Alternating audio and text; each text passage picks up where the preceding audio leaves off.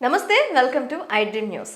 అయోధ్య రామ మందిరం ప్రారంభోత్సవానికి సంబంధించిన ఏర్పాట్లు శరవేగంగా జరుగుతున్నాయి.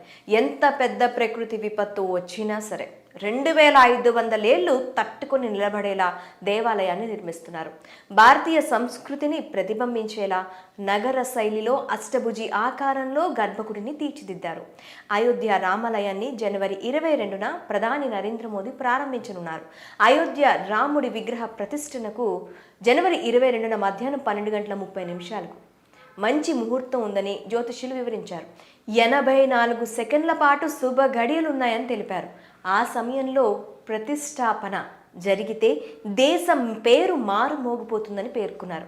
అయితే ఇదిలా ఉండగా అయోధ్య రామ మందిరం నిర్మాణం కోసం దేశంలోని వివిధ ప్రాంతాల నుంచి అత్యుత్తమ నాణ్యత కలిగిన మెటీరియల్, ఫర్నిచర్ సామగ్రిని సేకరించారు. హైదరాబాద్కు చెందిన ఓ టింబర్ కంపెనీ ఆలయ నిర్మాణంలో పాల్పంచుకుంది. రామమందిరం తలుపులు నగరంలోనే తయారవుతున్నాయి.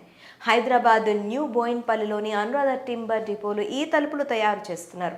గత ఏడాది జూన్ నుంచే తలుపులు తయారీ పనులు ప్రారంభమయ్యాయి. అప్పటి నుంచి ఇక్కడ ఉండి తమిళనాడుకు చెందిన కుమారస్వామితో పాటు దాదాపు 60 మంది కళాకారులు ఈ తలుపులను తయారు చేశారు. రామమందిరం తలుపులు తయారీకి బలర్షా టేకును ఉపయోగించినట్లు సమాచారం. 100 కలప మొక్కల్లో సగటున అధిక నాణ్యత కలిగిన 20 కలప మొక్కలను మాత్రమే ఎంచుకొని తలుపుల తయారీ ప్రక్రియను నిర్వహిస్తున్నట్లు తెలుస్తోంది.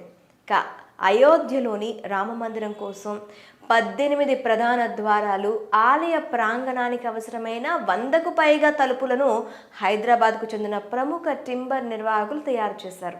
శిల్పకళా నైపుణ్యం కలిగిన అనేక మంది కళాకారులు ఈ తలుపుల తయారీలో పాల్గొన్నట్లు నిర్వాహకులు చెబుతున్నారు.